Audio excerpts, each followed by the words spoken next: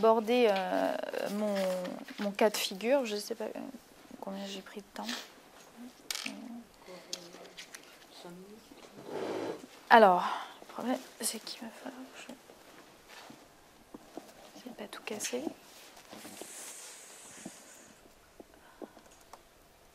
Ouais, bon, ça c'était un résumé, on s'en fout. Il est un peu lent. Voilà.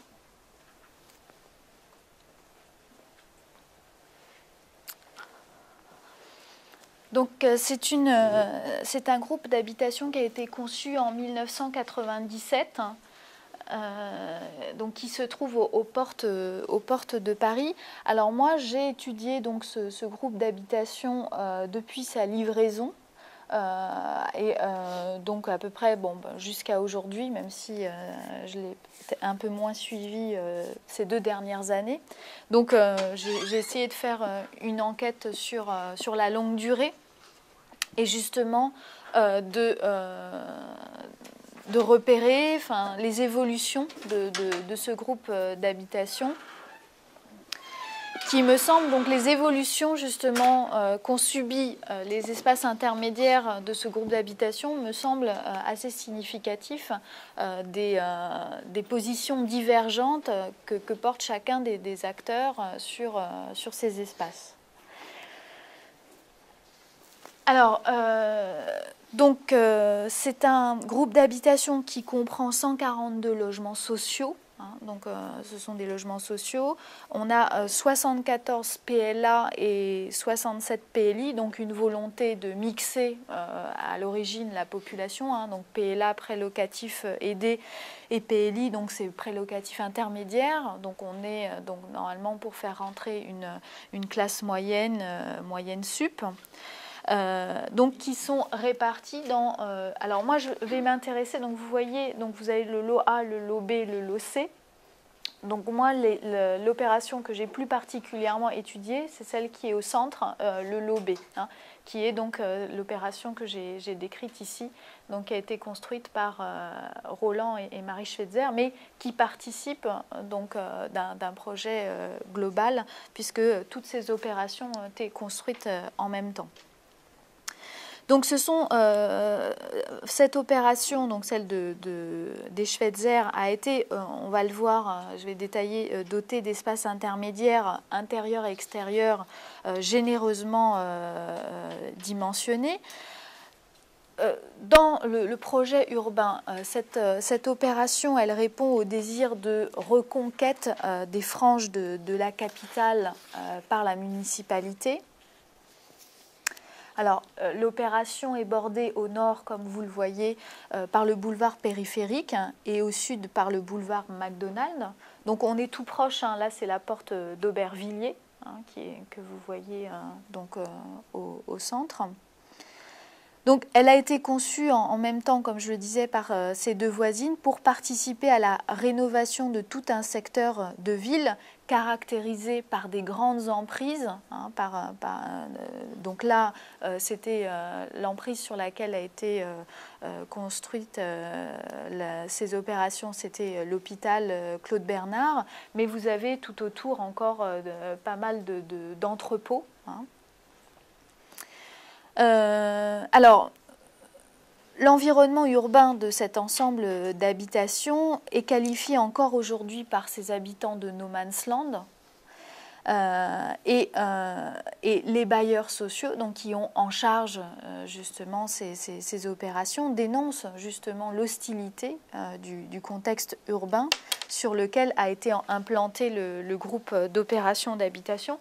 Donc on voit que il y a eu un parc qui a été fait en même temps et une école. Mais pour l'instant, ce sont les seuls équipements, une école maternelle et primaire, qui ont été prévus en même temps que la construction donc, de ces ensembles qui sont essentiellement résidentiels, même si leurs rez-de-chaussée sont occupés par... donc on a une pizzeria et puis un commerce, mais qui vend donc des systèmes de ventilation. Et d'ailleurs, bon, il y a eu quand même déjà du turnover dans ces rez-de-chaussée. Mais on n'a pas du tout de commerce à proximité. Après, pour retrouver des commerces, on en trouve quelques-uns, enfin, des petites épiceries, donc du côté des HBM que vous voyez donc sur votre gauche.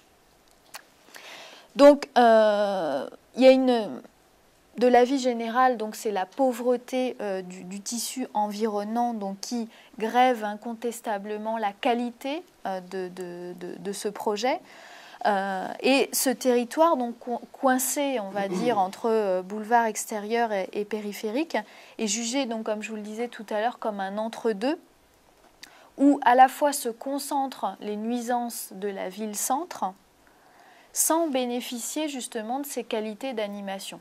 C'est pour ça que les gens, quand on leur dit, enfin pour eux, quand ils se déplacent, quand ils sortent de chez eux, ils vont sur Paris, mais pour eux, ils ne sont pas à Paris, quand vous leur parlez vraiment de leur lieu d'habitation.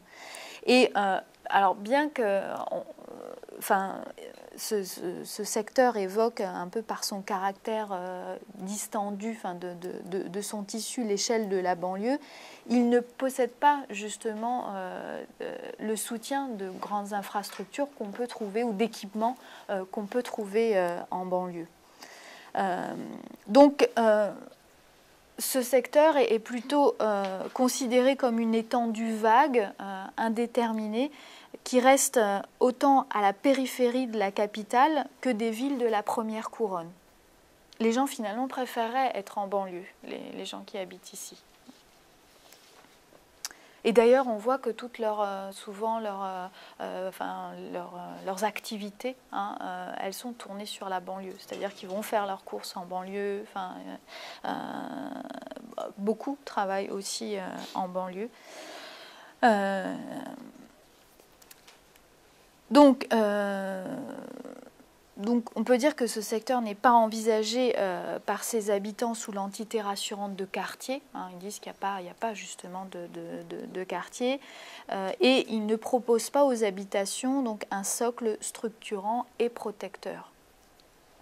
C'est-à-dire que ces espèces de forteresses, enfin ces habitations, ces groupes d'habitations un peu assiégés, un peu perdus dans un secteur indéterminé.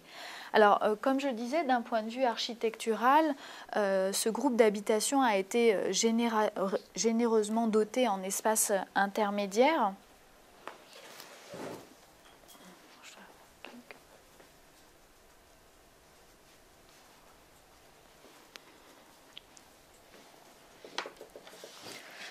Donc, si l'on regarde un petit peu le rôle justement que leur ont donné je peux même passer à la suivante. C'est dommage parce que c'est vrai que c'est bien de revenir, mais bon.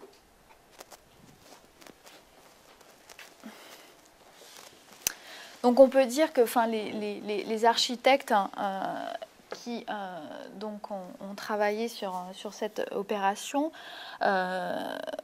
Donc on voit qu'ils ont vraiment porté une attention importante à ces espaces intermédiaires, puisqu'on a 8 halls à double hauteur qui ont été aménagés de bancs, de tables. Des halls qui sont articulés donc, à un espace central, un jardin central qui a été lui-même traité avec une partie plantée, des bancs. Et donc vous voyez cette transparence sur le cœur d'îlot.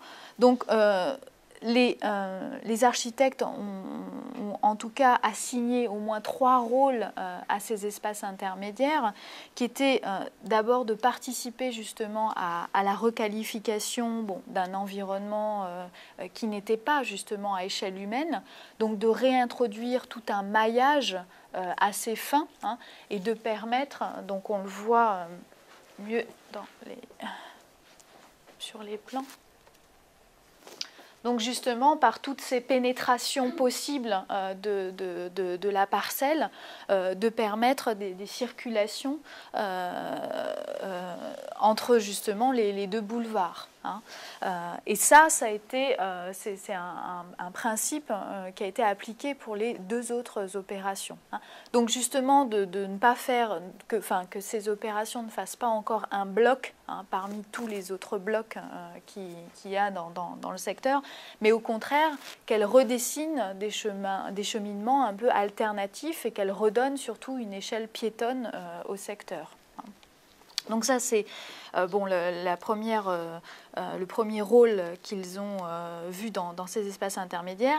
Et ensuite, dans la mesure où on est dans un secteur de nuisance extrême avec un brouhaha permanent de la circulation, c'était justement de chercher à compenser ces nuisances extérieures et d'apporter une plus-value, celle du végétal. Donc de faire écran, hein, là on peut parler aussi, j'ai oublié une terminologie qu'on emploie aussi, c'est espace tampon. Donc là, pour le coup, c'est vraiment un espace tampon dans la mesure où on cherche vraiment à protéger finalement les logements. Ah non, il y a un retrait. Oui. Bah, on le voyait quand même sur l'autre... Parce que l'autre, c'est une... J'espère que je peux...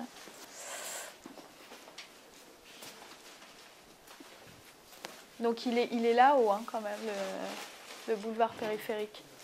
Hein. Et donc le troisième rôle assigné à ces espaces, c'est de servir justement de réserve d'espace pour permettre, ouvert, on va dire, à une vie sociale, hein, puisqu'on voit que ça a été aménagé de bancs, donc justement par rapport à la dangerosité de l'environnement, d'offrir aussi des lieux où les enfants peuvent jouer sous la surveillance de leurs parents, à proximité, etc. Hein.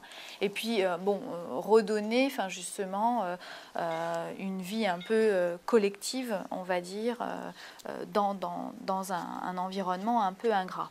Donc, ça, c'était les principes, finalement, qui ont sous-tendu la conception de ces espaces.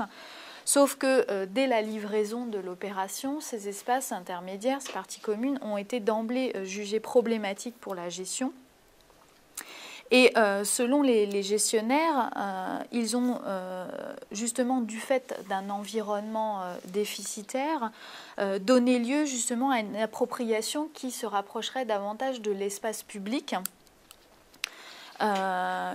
comme un espace public compensant finalement le vide alentour. Donc les parties communes, comme je le disais, finalement sont vécues, surtout par les gestionnaires, comme des forteresses assiégées. Et du coup, les gestionnaires ont mis en cause le confort et le dimensionnement qui, selon eux, les rendaient trop attractives. Et du coup trop difficile à gérer. Donc très rapidement, les gestionnaires ont cherché à lutter contre cette appropriation extensive qui visait essentiellement le regroupement des jeunes. Donc là, je voulais faire une petite citation donc du responsable justement de l'agence qui s'occupe de cet ensemble d'habitations. On a eu beaucoup de squats dans les halls, les bancs dans les halls spacieux, c'était bien, du point de vue architectural. Mais pour les jeunes qui squattent, c'est idéal. Il y avait même des prises électriques, très pratiques pour les téléphones portables et les radios. Ce n'était pas adapté à ce genre d'immeuble. Donc cette lutte s'est traduite par le verrouillage et la mise hors service de la plupart de ces espaces intermédiaires. Donc dès la livraison, les allées latérales qui bordent de part et d'autre l'opération donc ont été fermées par des grilles équipées d'un code mis en service à partir de 19h. Peu de temps après, la société de gestion a fait modifier toutes les serrures des accès aux parties communes pour installer donc un système de badge non irréductible. Et c'est un système qui a abouti à la redéfinition stricte du droit d'accès à chaque cage d'escalier et à la fermeture des passages traversants. C'est-à-dire que justement, vous n'aviez accès qu'à votre cage d'escalier. Donc plus de possibilité justement de profiter, de pouvoir arriver justement côté boulevard périphérique et de traverser l'opération pour aller dans votre immeuble.